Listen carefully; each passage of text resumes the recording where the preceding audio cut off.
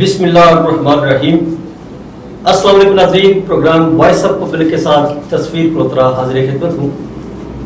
ناظرین، آج کا پروگرام 3 حصوں پر مشتمل ہے۔ پروگرام کے پہلے حصے میں مقبوضہ کشمیر کی جو تازہ ترین صورتحال ہے اس پہ بات کریں گے۔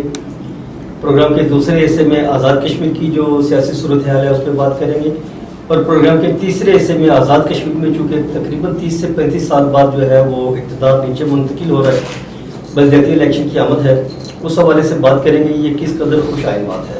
تو ہمارے آج کے پروگرام میں سینئر اینالسٹ، سینئر جرنلسٹ جناب رانا شبیر راجوروی صاحب ہمارے ساتھ۔ رانا صاحب ویلکم، آپ کو اپنے پروگرام میں خوش آمدید۔ رانا صاحب، سب سے پہلے ہم بات کریں گے مقبوضہ کشمیر کی، کیونکہ مقبوضہ کشمیر کی جب تک ہم بات نہیں کریں گے تو میں سمجھتا ہوں کہ ہمارے اعتماد کا حصہ جو ہے وہ مکمل نہیں ہوتا۔ تو مقبوضہ کشمیر کی جو تازہ ترین صورتحال ہے، ہندوستانی افواج نے، ہندوستان نے ہمیشہ کشمیر کے اوپر جبر کی ایک تحریک اور سیاہ تحریک رقم کی ہے۔ آپ جو موجودہ صورتحال ہے اس حوالے سے کیا سمجھتے ہیں، اور پاکستان کا جو کردار ہے مقبوضہ کشمیر کے حوالے سے وہ کیسا ہے؟ پلیز۔ بہت شکریہ تصویر پلوترا صاحب۔ مقبوضہ کشمیر کی صورتحال کی بات کر کے آپ نے میرے پاس الفاظ نہیں ہے کہ میں اپنے مادر وطن کے حوالے سے کیا بات کروں۔ میرا دل خون کے آنسو روتا ہے۔ ریاست جموں کشمیر تب بھی تھی جب برصغیر پاک و ہند تھا، ہندوستان اور پاکستان میں۔ یہ تو مسلمہ حقیقت ہے کہ کشمیر کی جو ایک تاریخ ہے وہ ہندوستان سے سبھی پرانی، ہزاروں سال پرانی، بالکل ایسی بات ہے، بالکل ایسی بات ہے۔ لیکن جب یہ بٹوارا ہوا تو ریاستوں کو اس وقت جو قانون آزادی ہند بنا اس میں یہ تھا کہ ریاست کے لوگ جو ہیں ان کی اکثریت جو فیصلہ کرے گی اس پر عمل درآمد ہوگا۔ لیکن بدقسمتی سے ایسا نہیں ہو سکا، اور ریاست جموں کشمیر پاکستان اور ہندوستان کے درمیان ایک وجہ نظر بن گئی۔ ہندوستان نے ریاست کے ایک بڑے حصے پر اپنی طاقت کے بلبوتے پر قبضہ کر رکھا ہے، لیکن کوئی بھی کشمیری، ریاست جموں کشمیر کا رہنے والا کوئی بندہ بھی، خواہ وہ مسلمان ہے، خواہ وہ ہندو ہے، خواہ وہ ڈوگرا ہے، خواہ وہ بدھ ہے، کوئی بھی ہندوستان کے ساتھ رہنا نہیں چاہتا۔ لیکن شومی قسمت کہ ہندوستان قابض ہے 14 اگست 1947 کو جب پاکستان بنا، اس وقت سے لے کر آج تک ہندوستان نے اپنے کالے قوانین نافذ کر رکھے، اپنی تمام لاکھوں کی تعداد میں ملٹری فورسز وہاں تعینات کر رکھی ہیں، پیراملٹری فورسز تعینات کر رکھی ہیں، پولیس اس کے علاوہ ہے، اور یہ سارے کے سارے میرے ناقص اطلاعات کے مطابق تقریباً 10 لاکھ افواج جو ہے ہندوستان میں مسلط۔ بالکل آپ ٹھیک کہہ رہے ہیں۔ 10 لاکھ تو وہ ہے جو سامنے ہے فگر، یہ جو ان کی ریگولر فورسز ہیں، اور جو ان کی دیگر فورسز ہیں جن کو میں پیراملٹری فورسز کہہ رہا ہوں، جو مطلب ہے ادر سیکورٹی کی ان کی جو ایجنسیز ہیں دوسرے تیسرے، وہ اس سے کہیں زیادہ، اور انہوں نے ریاست جموں کشمیر کے لوگوں کا جینا دوبر کر رکھا ہے۔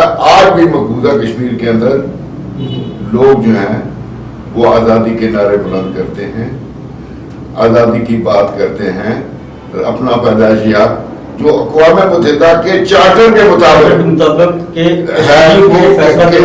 ہر انسان کا بنیادی حق ہے، ہر قوم کا یہ بنیادی حق ہے کہ وہ اپنی اکثریتی رائے کے مطابق جو بھی بنتی ہے اس کے مطابق اپنے مستقبل کا فیصلہ کرے۔ لیکن یہ ڈبل سٹینڈرڈ ہے۔ اقوام متحدہ کی قراردادیں موجود ہیں، سیکیورٹی کونسلز کی قراردادیں موجود ہیں، لیکن ہندوستان پہ اس کا کوئی اثر نہیں ہوتا۔ ملٹری فورسز کے علاوہ پیراملٹری فورسز सिविल फोर्सेस, जो सिविल कपड़ों में एजेंसीज के लोग हैं, जो रियासत जम्मू कश्मीर के लोग 24 घंटे वाच करते हैं, उनकी हरकत और सकनात पर नजर रखते हैं। फिर कश्मीरियों को अपना हमनवा बनाने के लिए बड़े कोशिश वादे हिंदुस्तान करता है, अनाज भी करता है, भारी रकूम भी खर्च करता है, लेकिन बावजूद इसके कश्मीरी जो है वो पाकिस्तान की लेकिन तरफ कोई भी कश्मीरी, खा वो डोगरा है, खा वो हिंदू है, खा वो मुसलमान है, वो हिंदुस्तान के साथ नहीं रहना चाहता। हर कश्मीरी जो है वो अपने पैदाइशी हक खुदरादियत के इस्तेमाल के मौके का मुंतज़िर है, और जब ये मौका मैसर आया तो उसका वोट जो है वो हिंदुस्तान के खिलाफ जाएगा। यही खौफ है, यही वो खौफ है जिसकी बुनियाद पर भारत ने अपने तमाम इस सारे वो कुव्वतें जो इंसानी हकों की दावेदार हैं, उनका किरदार क्या है? मैं वही गुजारिश कर रहा था कि शायद इसलिए रियासत जम्मू कश्मीर प्लेबिसिट रायशुमारी की नौबत नहीं आ रही कि अक्सरियती आबादी जो है वो मुसलमान। अब जो आर्मी कुव्वतें हैं, जो इंसानी हकूक की चैंपियंस हैं, बाद तंजीमें, मैं सबकी बात नहीं कर रहा, बाद तंजीमों ने बड़ी बड़ी रिपोर्ट्स मुरतब की, एमनेस्टी इंटरनेशनल और दीगर जो एशियाबाद वगैरह दीगर तंजीमें हैं, उन्होंने तो रूह फरसा वाक़यात जो वो उनकी रिपोर्ट्स भी दी है। ये सिक्योरिटी काउंसिल के, ये यूएनओ के रिकॉर्ड पर मौजूद हैं। और इसके अलावा ये इंटरनेशनल जो मीडिया है, आप वेबसाइट कोई भी खोल कर देखें आपको नजर आएंगे, लेकिन आंखें बंद है इस तरफ। और ये बात मैं बड़े खुले लफ्जों में कह रहा हूँ, अक़वाम आलम को, इंसानी हकूक़ के चैंपियंस को, जो बड़े बड़े इदारे हैं या जो दुनिया का निज़ाम चलाने के दावेदार हैं, जिनका शिकन लेता है, उनको कह रहा हूँ कि पाकिस्तान और हिंदुस्तान के दरमियान वजह निज़ाम मसला कश्मीर है, और ये कोई सरहदी तनाज़ा नहीं है। ये 2 करोड़ जिंदा इंसानों के मुस्तक़बिल का मामला है। और ये जो बरसगीर का ये जो खिता है जनूब मशरक़ी एशिया, इसके अमन का रास्ता मसला कश्मीर के हाल में मुज़मिर है। अगर मसला कश्मीर हल ना हुआ तो एक दिन आएगा कि दुनिया का अमन जो है वो बड़ा होकर रह जाए, और कश्मीरी अपनी जिद्दोजहद से एक इंच पीछे हटने को किसी तौर तैयार नहीं। वो किसी कीमत पर भी अपने पैदाइशी हक़ खुदरादियत से दस्तबरदार होने के लिए तैयार नहीं। भारत चाहे मकबूजा कश्मीर को गैर तरीके से अभी जो उसने अमेंडमेंट की है, बेशक अपनी टेरिटरी का ऐसा डिक्लेयर करे, बेशक जो जरूर करना उसने करे, लेकिन इसके बावजूद वो कश्मीरी अवाम के, रियासत जम्मू कश्मीर के लोगों के दिल नहीं जीत सकते, और उनके दिल जो है वो अपनी पैदाइशी हक़ रायशुमारी और अपने पैदाइशी हक़ रायशुमारी के इस्तेमाल के लिए वो धड़कते हैं, वो आज़ादी चाहते हैं, और अपनी रियासत को एक आज़ाद और एक खुद मुख्तार रियासत देखना चाहते हैं। बेशक इसमें मुख्तलिफ राय हैं। कश्मीर बनेगा पाकिस्तान, कश्मीर बनेगा पाकिस्तान का नारा भी लगता है, ये भी एक सोच है।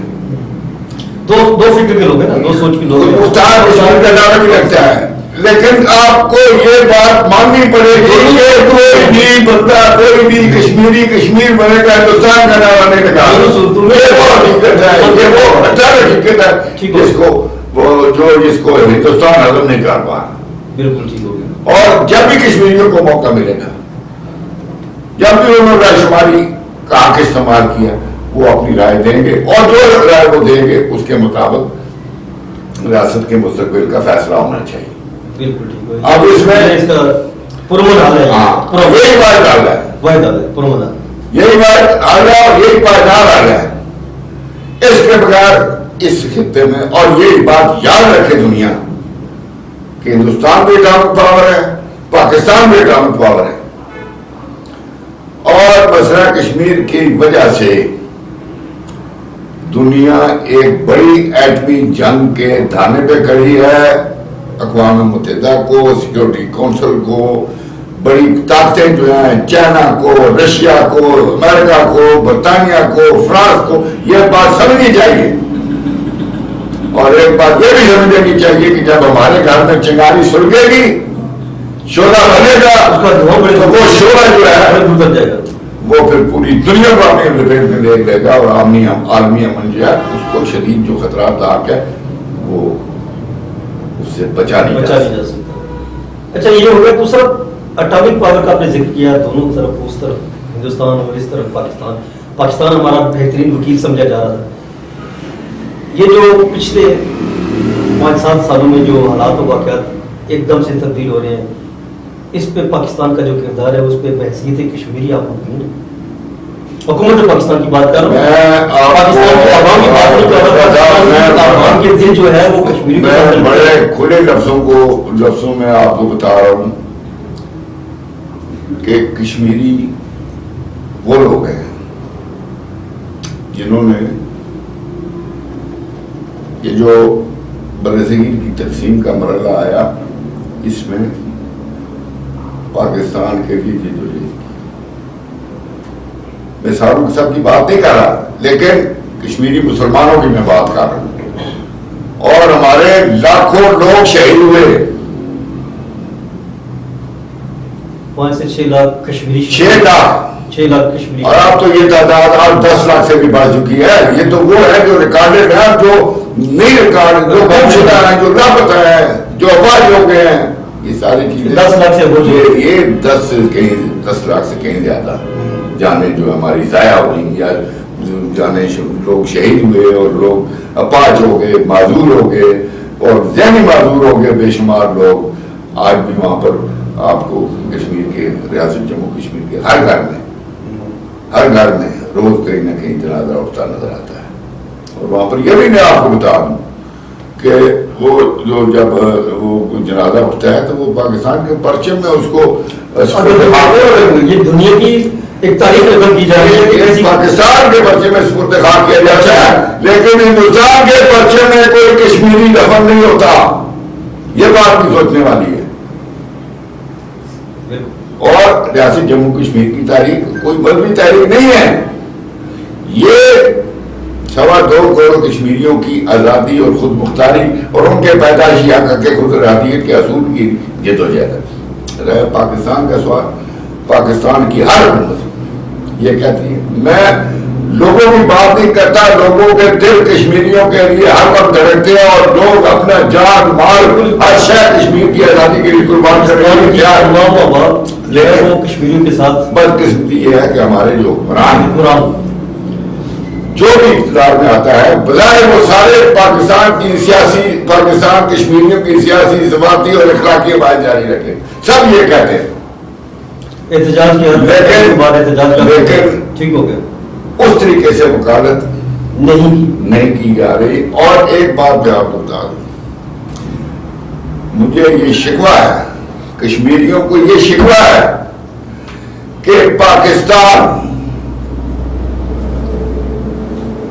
جس کے لیے کشمیری جیتے مرتے ہیں، پاکستان کے حکمران، پاکستان کے جو صاحبان اقتدار ہیں، جو سیاہ و سفید کے مالک ہیں، جو پالیسیز بناتے ہیں، وہ کشمیریوں پر اس طرح سے اعتماد نہیں کرتے جس طرح کرنا چاہیے ان کو۔ اور یہ بات کان کھول کر وہ بھی سن لیں کہ جب تک کشمیری اپنا مقدمہ لے کر خود UN میں نہیں جاتے، اقوام عالم کے سامنے نہیں جاتے، ان کی بات میں کوئی وزن نہیں ہے۔ سن آف دی سائل ایک کشمیر کی حیثیت سے جب ایک کشمیری نمائندہ UN میں بات کرے گا یا کسی اور فارم پہ بات کرے گا، اس کی بات سنی جائے گی۔ اب انڈیا بات کرے، پاکستان بات کرے تو UN یا دیگر ادارے اس کے لیے تو نہیں ہے کہ ادھر سے لے اور ادھر دے دیں، ممکن ہی نہیں۔ یہ کوئی زمین کا ٹکڑا ہے، یہ کوئی گائے بھینس ہے، یا یہ کوئی ٹی وی ہے یا کوئی ریڈیو ہے جو ادھر سے اٹھایا اور اس کو دے دیے، ادھر سے اٹھایا ادھر دے دیے، نہیں۔ یہ جیتے جاتے 2.25 کروڑ زندہ لوگوں کے مستقبل کا معاملہ ہے۔ آزاد کشمیر کی جو حکومت ہے اور یہاں پہ جو سیاسی صورتحال ہے اس حوالے سے بات کریں گے۔ رانا صاحب، آپ مظفر آباد میں بڑا عرصہ آپ نے گزارا، راجہ فاروق حیدر صاحب پرائم منسٹر صاحب بھی رہے، اور اکثر اوقات آپ موجودہ پرائم منسٹر صاحب کے ساتھ بھی نظر آتے ہیں، تو کیا موجودہ جو حالات ہیں کشمیر کے اندر جو بنے ہوئے آزاد کشمیر کے اندر کوئی عدم اعتماد کی بھی باتیں چل رہی ہیں، کیا سمجھتے ہیں کیا ہونے جا رہا ہے؟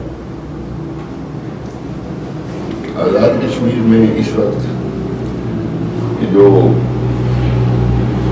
سیاسی حالات ہیں، بدقسمتی سے آزاد کشمیر میں اپنی حکومت کے آغاز سے لے کر اب تک جو پاکستان تحریک انصاف کی حکومت ہے وہ کوئی ایسے اقدامات نہیں اٹھا سکی جس سے لوگوں میں یہ تاثر ہوئے کہ آزاد کشمیر کے اندر ایک ختم ہو رہے ٹھیک کہا آپ نے کہ یہ پہلی حکومت میں ہم نے دیکھی ہے کہ جس نے اپنے ہی وزیر اعظم کو اپنے ہی بندے سے تحریک اعتماد کے لیے فارغ کرا کے دوسرے بندے کو لایا. یہ تو میں نے اور جس کو دیکھا ہے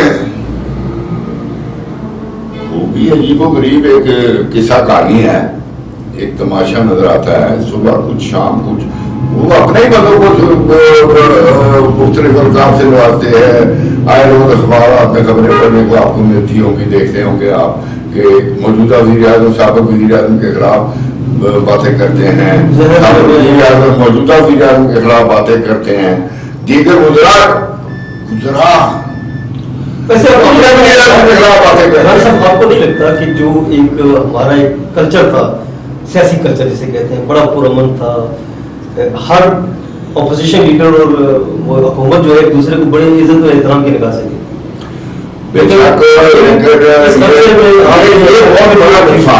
یہ بہت بڑا نقصان ہوا ہے آزاد کشمیر کے اندر. سیاسی رواداری اور ایک دوسرے کو برداشت کرنے کا جو ایک روایت چلی آ رہی تھی پچھلے طویل عرصے سے، پہلی دفعہ وہ بھی پامال ہو. اور اب میں کیا کہوں کہ کون کون سے الفاظات سے القابات سے نوازا جا رہا ہے ایک دوسرے. رہی بات تحریک عدم اعتماد کی، اپوزیشن کے پاس جو فگر ہے اس وقت خاصا بڑا فگر ہے. ان کو 6 بندے چاہیے کہ وہ اس حکومت کو تحریک عدم اعتماد کے ذریعے چلتا کر دے. لیکن اب صورتحال ایسی ہے کہ یہ جو صاحب ہیں وزیر اعظم صاحب، ان کے پاس دھن دولت بہت ہے. اچھا. اور اسی دھن دولت کے بدولت یہ اقتدار میں آئے ہیں، اسی دھن دولت کی بدولت یہ سیاست میں آئے.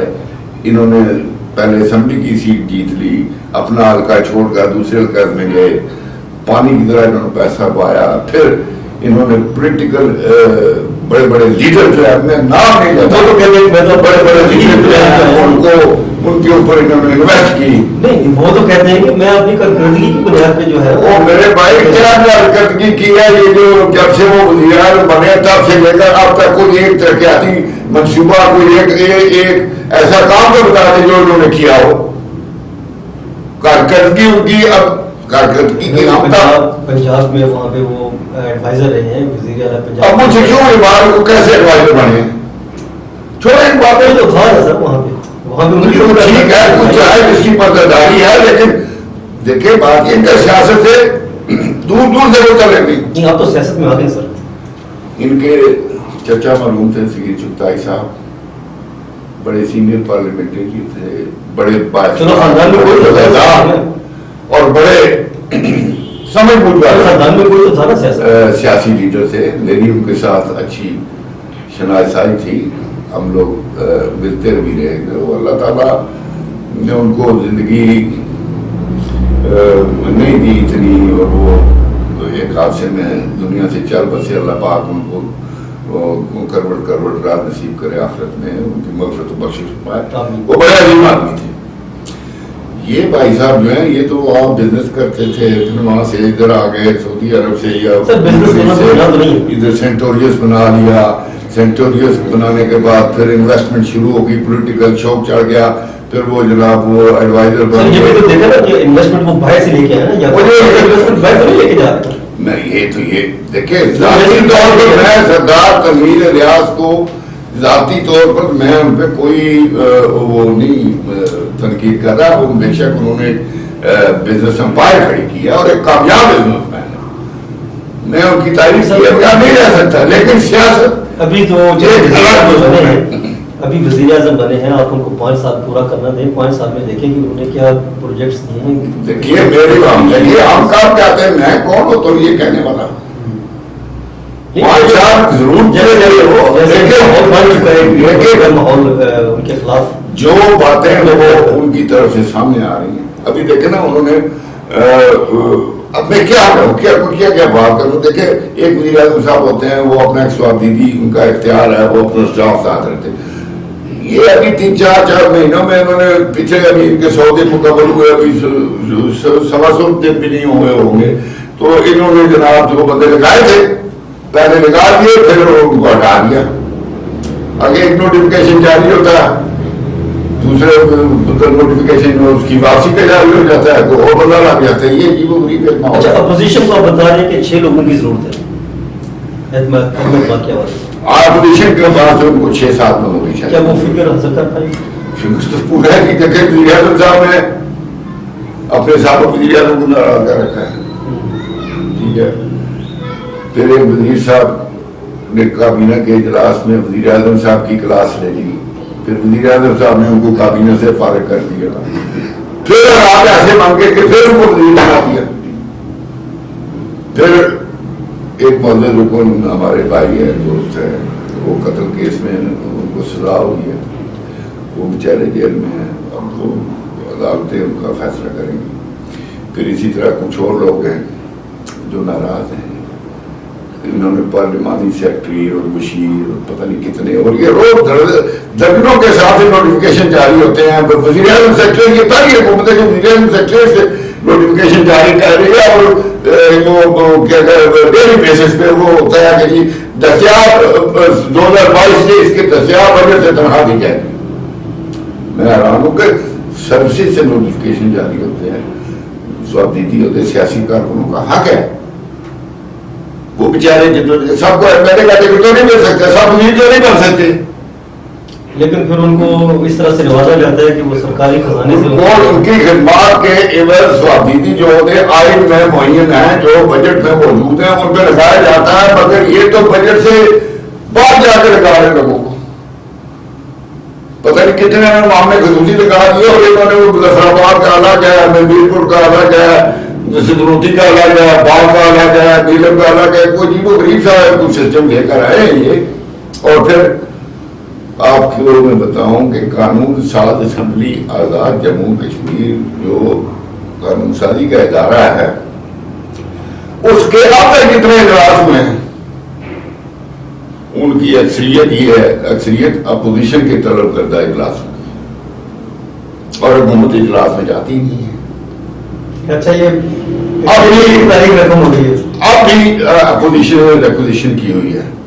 اب یہ اپوزیشن اسمبلی توڑنے کے خوف سے شاید ریکوزیشن جمع کرا رہی ہے, یا قانون سازی کے اس پروسیس میں جانا چاہتی ہے. بظاہر تو وہ یہی کہتے تھے, لیکن جو خوف ہے وہ یہ ہے کہ کہیں وزیر مطلب اسمبلی میں توڑ, کیونکہ الیکشن میں جانے کے لیے تو کوئی بھی اختیار نہیں ہے نا. ابھی جب بات ہم بلدیاتی الیکشن کی کریں گے تو پھر میں کھل کر اور بھی باتیں کروں گا. لیکن یہ جو آزاد کشمیر کی موجودہ حکومت ہے, پاکستان تحریک انصاف نو ڈاؤٹ ایک اکثریتی پارٹی ہے, واحد اکثریتی پارٹی ہے, اور ان کو کسی کی حمایت کی ضرورت نہیں ہے. یہ حکومت بآسانی چلا سکتے ہیں, ان کے پاس اکثریت موجود ہے. لیکن وزیر اعظم صاحب پتہ نہیں کس ایجنڈے پر ہیں یا کون ان کے مشیر ہیں. سر فیڈرل میں حالات اتنے خراب ہوئے گئے ہیں, ان کی وہاں سے ختم ہو چکی ہے بیچاروں کی. فیڈرل میں جب آپ کی گورنمنٹ ہوتی ہے تو آزاد کشمیر کی گورنمنٹ بھی آہستہ آہستہ اس کے ساتھ دھڑک رہی ہوتی ہے. وہ بات بے شک حالات تبدیل ہو گئے ہیں. فیڈرل کے حالات کا آزاد کشمیر کے حالات میں کوئی شک نہیں اثر پڑتا ہے, لیکن ماضی میں ایسا موجود ہے, مثالیں موجود ہیں کہ یہ کیا کہتے ہیں اس کو وہ جن لوگوں کی بات کر رہے ہیں وہ تو بڑے میچور سیاست. چودھری مجید صاحب نے 5 سال پورے کیے, محمد نواز شریف صاحب کے طور پر. چلے 5 سال تک یہ بھی پورے کر دیں. اب مجھے بتائیں کہ ان سارے حالات کے تناظر میں ان کا فیوچر آپ کیسے دیکھ رہے ہیں؟ اندر یہی ٹکر رہی. ابھی دیکھیں, اب سیاسی بات آ جاتی ہے, مجھے کرنی پڑ رہی ہے. ابھی دیکھیں یہ پی ٹی آئی سے ان کا تعلق ہے.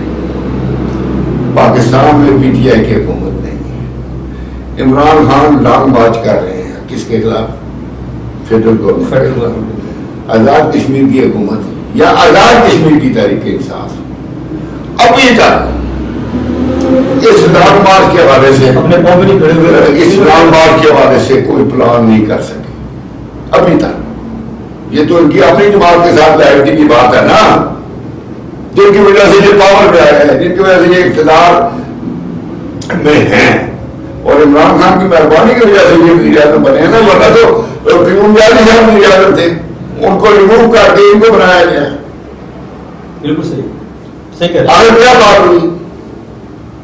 نہیں، قیوم نیازی صاحب کو تو جیسے عثمان بزدار ایک کمزور آدمی کو اٹھا کے لا کے کھڑا کر دیا تھا، قیوم نیازی تو بیسکلی یہ بریسر سلطان محمود چودھری امیدوار تھے وزارت عظمیٰ کے، تو انہیں ایک ایسا بندہ چاہیے تھا جس کو آسانی سے اٹھا کے موو کر دیں. ان کو پریزیڈنٹ بنا دیا، اس کو پرائم منسٹر بنا دیا، بعد میں اس کو اٹھا کے پیچھے کر دیا، تنویر الیاس کو آگے لیا. حقیقت تو یہی ہے نا. اس سے سلطان محمود چودھری صاحب آزاد کشمیر میں تحریک انصاف کے صدر تھے. ان کی قیادت میں جماعت نے آزاد کشمیر میں الیکشن لڑا اور اکثریت حاصل کی. اس دیکھیں نا، صدر تھے لیکن آپ کی صدارت کی آواز کہاں تک بلند تھی؟ آپ اپنے فیصلے کرنے میں خود مختار تھے. پی ٹی آئی تو یہ کہتی ہے نا کشمیر کے فیصلے کشمیر میں ہوں گے. سر کہاں پہ فیصلے؟ عمل کی بات کچھ اور ہے نا. میں قوم کی بات کر رہا ہوں. ہم قوم اقتدار ہی تو ہے جس کی وجہ سے آج پی ٹی آئی کی حکومت جو ہے آزاد کشمیر میں ہونے کے باوجود نہ ہونے کے برابر. میں یہی کہنے لگا تھا کہ مجھے جو ہے آزاد کشمیر کے اندر حکومت نام کی کوئی چیز نظر نہیں آئی. آپ چونکہ مظفر آباد میں اسلام آباد میں ہوتے ہیں، آپ زیادہ بہتر سمجھتے ہوں گے. ساری باتیں ٹھیک ہے آپ کی. پی ٹی آئی کی حکومت کو ٹیک آف کرنا چاہیے تھا. مجھے افسوس ہو رہا ہے کہ ایک طویل عرصے کے بعد آزاد کشمیر میں لوگوں نے آزاد کشمیر میں اپنے تئیں کوشش کی تھی کہ یہاں بھی تبدیلی آئے، متاثر ہو کے عمران خان صاحب کے نعرے سے. تبدیلی تو آئی. آپ نے اسمبلی کے اندر سابق پرائم منسٹر کو اٹھا کے موبائل اٹھا کے مار دیا، گال گلوچ کر دی. تبدیلی تو آ گئی. یہ آزاد کشمیر کی سیاسی رواداری تبدیلی چل رہا ہے. آزاد کشمیر کی برداشت کی جو سیاست ہے اس کا تو تبدیلی کی بات کی ہے تو تبدیلی تو آئی نا. نہیں، اس تبدیلی سے تو میں معذرت چاہوں گا. یہ تبدیلی تو نہیں ہے، یہ تو پولرائزیشن ہے، یہ تو تباہی اور بربادی ہے. اسے تو تبدیلی نہیں کہا جا سکتا نا. میں تو دیکھیں، میں اس حق میں ہوں کہ تحریک انصاف اکثریتی پارٹی ہے، وہ اپنی حکومت کے 5 سال پورے کرے. لیکن تحریک انصاف کے جو کرتا جاتا ہے حکومت کے، ان کی جو ان کی پالیسیاں ہیں، جو ان کا طرز عمل ہے، جو ان کی انداز حکمرانی ہے، اس سے مجھے نہیں لگتا کہ اپنے 5 سال کا دورانیہ وہ پورا کر. اب میں نہیں یہ کہہ سکتا کہ کیا کر کیا صورتحال ہوتی ہے. پی ٹی آئی کے لوگ یہ دیکھنا، یہ پنجاب تو نہیں ہے نہ یہ کے پی کے ہے. یہاں پر لوگوں کی سیاسی وابستگیاں جماعتوں کے ساتھ ہونے کے باوجود ذاتی وابستیاں، برادریوں کی وابستیاں، رشتہ داریاں، عزیزداریاں بھی ہیں، اور لوگ اپنے اپنے اراکین اسمبلی، اپنے اپنے حلقوں میں اپنے اپنے وزراء کے ذاتی ووٹ بینک بھی ان کے ہیں. رانا صاحب، آزاد کشمیر میں بڑی خوشحال بات ہے کہ تقریباً 30-35 سال بعد جو ہے وہ اقتدار میں منتقل ہو رہا ہے. بلکہ الیکشن کا اعلان ہو چکا ہے، لوگوں نے اپنے کاغذات بھی جمع کروا دیے. بڑے نوجوان پڑھے لکھے لوگ جو ہیں وہ آگے آ رہے ہیں. کیا سمجھتے ہیں آپ اپنی نظر سے، کیا دیکھ رہے ہیں؟ بڑا خوشائند دیکھ رہا ہوں جی. میں تو بڑا جوش و خروش ہے لوگوں میں. لوگ اپنے نمائندے منتخب کرنا چاہتے ہیں، تو اس لحاظ سے تو بہت اچھی بات ہے کہ آزاد کشمیر میں 32-33 سال کے بعد بلدیاتی الیکشن ہونے جا رہے ہیں. اب یہاں میں ایک بات کروں گا، شاید کسی کو بری لگ جائے. یہ جو بلدیاتی الیکشن ہے، بنیادی طور پر آزاد کشمیر عدلیہ کے حکم پر ہو رہے ہیں جناب. چلیں یہ سیاستدانوں کا کوئی کمال نہیں ہے اس میں. سیاستدان تو سنا ہے اس کو مزید ڈیلے کرنا چاہ رہے ہیں. میں وہی گزارش کر رہا ہوں کہ دیکھیں نا. اچھا سر مجھے سر یہ بتا دیں اگر بلدیاتی الیکشن ہوتے ہیں تو ان کا کیا جاتا ہے؟ میں اس طرف بھی آؤں گا. یہ بلدیاتی الیکشن جو ہے کسی بھی خطے کی بنیادی ضرورت ہوتے ہیں. چھوٹے چھوٹے مسائل لوگوں کو ہوتے ہیں. کسی کی سڑک نہیں ہے, کسی کی گلی نہیں ہے, کہیں اسکول نہیں ہے, کہیں کالج نہیں ہے, کہیں بجلی کا ایشو ہے, کہیں جناب نالی کا ایشو ہے. تو یہ جو ان کے مقامی نمائندے ہوتے ہیں وہ زیادہ بہتر طریقے سے ایک تو ویلیڈیٹ ہوتے ہیں اپنے حلقے سے, اپنے علاقے سے, اور دوسرا وہ پوری ذمہ داری سے اس طرف آتے ہیں اور لوگوں کے یہ کام ہوتے ہیں. اور اقتدار اور حکومت یا جو سرکار ہے اس میں عام آدمی جو ہے اس کو شرکت کا احساس ہوتا ہے. اب ہمارے یہاں روٹی کرنا رہتی ہے. آزاد کشمیر کے اندر جو ہمارے سیاسی لیڈران ہیں, نہایت ادب کے ساتھ یہ کہوں گا کہ 30 سال 32 سال آپ کو پتا ہے کتنی حکومتیں 5 سال کے بعد ایسا بھی ہوتا ہے کہ ایک 5 سالوں میں 4 حکومتیں بھی تبدیل ہو جاتی ہیں اور ہوئی ہیں. اور ابھی بھی اس موجودہ تنظیم میں بھی ابھی تک یہ تنظیم اعظم دوسرے وزیر اور تیسرا پتہ نہیں کب آ جائے. تو یہ ان لوگوں کے اختیارات کا ایشو ہے کیونکہ یہ گراس روٹ لیول پر جو الیکشن ہوتے ہیں تو لیڈرشپ ابھرتی ہے. آپ کے کہنے کا مقصد لیڈرشپ ابھرتی ہے وہ پھر جب کوئی میئر بنتا ہے, جب کوئی ضلع کونسل کا ایڈمنسٹریٹر چیئرمین بنتا ہے, اس کے پاس اختیارات ہوتے ہیں, لوگ اس کے ساتھ جڑتے ہیں, پھر اس کا بھی دل کرتا ہے اسمبلی کا الیکشن.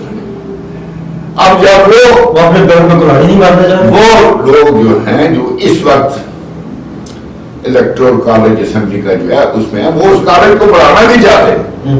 وہ نہیں چاہتے کہ نئے لوگ آگے آئے. یہ ان کا ایشو ہے, پرابلم بنیادی طور پر. حالانکہ وہ بھی لیجسلیٹر ہے, وہ مثالی کر رہا ہوں ان کا کام ہے. ڈیولپمنٹ کا آپ جو ہے وہ تو کارپوریشن ہو گیا, کارپوریشن ہے, ڈسٹرکٹ کونسل ہے, ادارہ نہیں کریں گے تو ووٹ کہاں سے لیں گے. کل وہ آ کے یہ تو کہتے ہیں نا آپ کی گلیاں میں نالی ہے, اس طرف جا نہیں رہے تھے آپ ٹکٹ جماعتیں دے رہی. اور آپ اس بات سے نظر کریں کہ ہر سیاسی جماعت بلدیاتی الیکشن میں اپنے امیدواروں کے انتخاب میں مشکلات کا شکار ہے. اور ہر وارڈ میں, ہر حلقے میں ایک پارٹی کے 2 3 4 امیدوار ہیں, اور وہ یہ اس بات کی دلیل ہے کہ لوگ بلدیاتی الیکشن میں حصہ لینا چاہتے ہیں, اور یہ بلدیاتی الیکشن ہونا چاہیے. بڑے بڑے پڑھے لکھے, لیکن ہمارے یہاں ایک اسٹوڈیو میں پسماندہ علاقے سے خاتون یہاں پہ آئی, وہ میٹرک کی صنعت کا اس کا کوئی ایشو تھا, تو اس کو ہم نے یہاں اس کا انہوں نے ٹھیک ہے پڑھے لکھے بلدیاتی الیکشن میں ابھی تو آپ کو امیدوار نظر آ رہے تھے جو اگر یہ میٹرک کی شاید نہ ہوتی یہ اس سے بھی 2 گنا زیادہ ہوتے امیدوار. ہاں بالکل, کہ جو پرانے گھڑپینچ ہے, پرانے جن کے پاس بڑا ووٹ بینک بھی, وہ میٹرک کی شرط کی وجہ سے الیکشن میں حصہ نہیں لے سکتے. اور یہ بھی تو فرق ماشا ہے کہ آپ قانون سازی کرے, وہاں کے لیے میٹرک ہونا ضروری نہیں ہے, اور آپ گلی ٹھیک کرائیں, یہ بڑی آپ ٹوٹی ٹھیک کرائے, میٹرک ہونا ضروری ہے. یہ بڑی تکلیف دہ بات بتا رہے ہیں. دیکھنا یہ دیکھیے میں کیا کہوں, ہم یہ تو دیکھیے تو قانون سازی کرنے والا کام ہے. اب اچھا ایک اور بات بتاؤں آپ کو, کریڈٹ لے رہے طریقے انصاف والے کیا الیکشن کرا رہے ہیں, اور خدا کے مطلب ابھی آپ آرڈیننس جاری کیا ہے الیکشن شیڈول کے بعد, جس کے تحت الیکشن کمیشن نے خواتین اور نوجوانوں کی جو 2 سیٹیں مخصوص کر رکھی تھی یونین کونسل میں, ضلع کونسل میں, بلدیہ میں, ان کو آپ نے ایک کر دیا. 50% آپ نے کم کر دیے ہیں. اور الیکشن کمیشن کے بھی سر کے جاؤں کہ آرڈیننس کے تحت انہوں نے وہ کم کر دیا हुकूमत ने मशवरा दिया उसको किया कि जी ये कम करें, तो उन्होंने कम कर दिया। हालांकि ये शेड्यूल के अलावा के बाद तो नहीं हो सकता, लेकिन हो गया।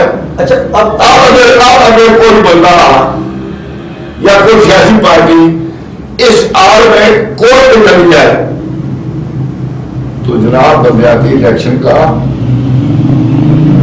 ताना माना जो है ना वो भी लपेटा जा सकता है। ये इस किस्म की खतरनाक एक गेम खेली है इन्होंने। ये इलेक्शन नहीं कराना चाहते, ये अगर इलेक्शन करना चाहते होते, लेकिन हाई कोर्ट तो चाहता इस तरह की बातें नहीं। हाई कोर्ट भी चाहता है, सुप्रीम कोर्ट भी चाहता है। Supreme court. और ये जो इलेक्शन हो रहे हैं ये उनके हुक्म के तहत हो रहे हैं, उनके डर और खौफ की वजह से हो रहे हैं, वरना ये मुलतवी करते थे अब तक। ये सारी बातें मुझसे ना करवाएं। अच्छा, ये तैयार ही नहीं है इलेक्शन के लिए। अब आपको क्या लगता है, क्योंकि टाइम बड़ा थोड़ा सा रह गया, इलेक्शन हो पाएंगे? इंशाअल्लाह होंगे इलेक्शन। अपनी जो मुकर्ररा तारीख है उसके मुताबिक इलेक्शन होंगे? इंशाअल्लाह इलेक्शन होंगे। ये जो सिक्योरिटीज के हवाले से एक इशू बना हुआ है कि प्रोवाइड नहीं कर पा रहे सिक्योरिटी, क्या होगा, कहाँ से लाएंगे इतनी? सिक्योरिटी स्टेप बाय स्टेप करेंगे इसको या क्या? सिक्योरिटी लाई जा सकती है, इशू नहीं है सिक्योरिटी के। पाकिस्तान में पीटीआई, ये जो पीटीआई की गवर्नमेंट है, केपीके में किसकी गवर्नमेंट है जी? पीटीआई की। नहीं, वो मेरी बात सुन लेना आप। पंजाब में किसकी गवर्नमेंट है? तो पंजाब में तो सर वो भले रोले पड़े हुए हैं, वो रोले पड़े ना, वो वही रोले डाल रहे हैं, उनकी हुकूमत है जिनकी हुकूमत वही रोले डाल रहे हैं ना, तो वो नफरी दे दें इनको अगर उनको वो तो इनसे नफरी मांग रहे हैं, उस आवाज के लिए तो नफरी मांग रहे हैं, इनसे कश्मीर से नफरी मांग रहे हैं। वफाक ने तो मांगनी है, वफाक तो इकाइयों से ही मांगता है ना। वो पंजाब से मांगेगा, सिंध से मांगेगा, केपीके से मांगेगा, आजाद कश्मीर से मांगेगा, गिलगित बल्तिस्तान से मांगेगा। उनकी तो बैठ यही है, उन्होंने तो यहीं से मांगनी है। लेकिन पंजाब बड़ा सूबा है, केपीके भी बड़ा सूबा है जनाब। अच्छा, दोनों के साथ कश्मीर के साथ दोनों को कश्मीर के साथ रिश्ते मिलती हैं, तो ये नफरी वहां से ले लेना, तनवीर इलियास साहब, फरीद साहब से या महमूद खान से ले लें। अगर ये सुप्रीम अगर ये चीज जाए तो शायद ये हो सकता है, पॉसिबल है। लेकिन प्राइम मिनिस्टर साहब कभी भी नहीं चाहेंगे कि वो इलेक्शन हो आपके मुताबिक, जैसे सियासतदान कह रहे हैं कि नहीं चाहते इलेक्शन हो। प्राइम मिनिस्टर साहब तो और बहुत कुछ नहीं चाहते हैं, वो तो नहीं चाहते, वो तो चाहते हैं कि बस मेरा इख्तिलाफ चलता रहे, बाकी कुछ रहे ना रहे। प्राइम मिनिस्टर तो बादशाह आदमी है, सुबह एक एडवाइजर लगाते, शाम को दूसरे दिन तीसरा के एक बंदे को डीजी साहब लगाते, उधर से वो डीआईजी साहब थे, सरदार गुलफाज बड़े अच्छे आदमी थे, वो ज्ञानकार अफसर, उनका वो रिमूव कर दिया। हमारे वो दोस्त खालिद गंजेरी साहब थे, उनका रिमूव कर दिया, यासर आर से बड़े कॉम्पिटेंट, उनको भी रिमूव कर दिया। पता नहीं क्या उनके माइंड में है अपना सिस्टम। चलेंगे, अल्लाह पाक करे कि अल्लाह करे इलेक्शन हो, अल्लाह करे कि इक़्तिदार नीचे आए, नीचे नए नौजवान जो हैं, पढ़े लिखे नौजवान जो हैं वो सियासत में आए, ये बड़ी खुशहाल बात है। आज के प्रोग्राम से इतना ही, तस्वीर को तरफ इजाज़त दें।